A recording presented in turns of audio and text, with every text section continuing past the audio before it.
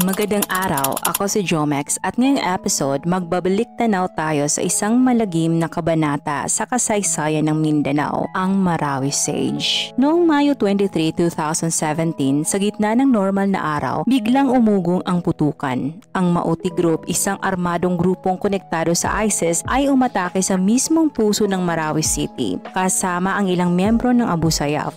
Sinakop nila ang lungsod, binumba nila ang mga gusali, sinunog ang St. Mary's Church, sinira ang mga paaralan at ginawang hideout ang ilang mga mosque. Sa loob ng ilang araw, hindi na makalabas ang mga residente. Marami ang naipit, marami ang nawala. Ang sinasabing Islamic capital ng Pilipinas ay naging isang war zone. Hindi ito simpleng labanan, ito ay isang crisis. Tumagal ito ng 154 na araw, umabot sa mahigit 1,200 ang nasawi at halos 350,000 katao ang lumikas, naiwan ang lahat ng ari-arian, mga alaala at kabuhayan.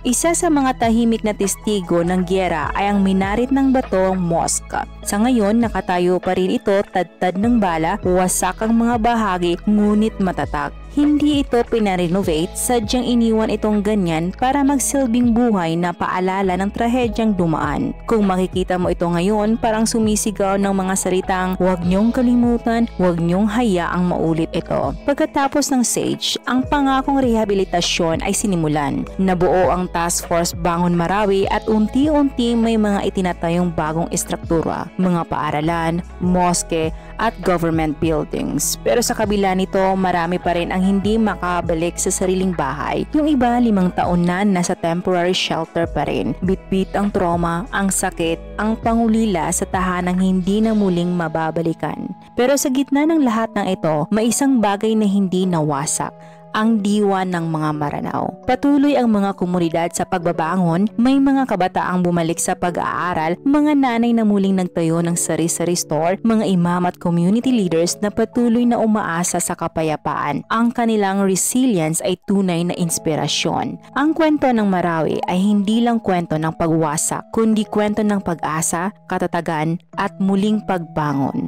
Sana habang nakikinig kayo ngayon, maalala natin na ang tunay na kapayapaan ay hindi lang responsibilidad ng gobyerno kundi ng bawat isa sa atin. Ito si Jomex at ito ang mga kwento mula sa Marawi. Hanggang sa muli, mag-ingat tayo at magdasal para sa kapayapaan hindi lang sa Marawi kundi sa buong Pilipinas. Isama na natin ang buong mundo. Hanggang sa muli!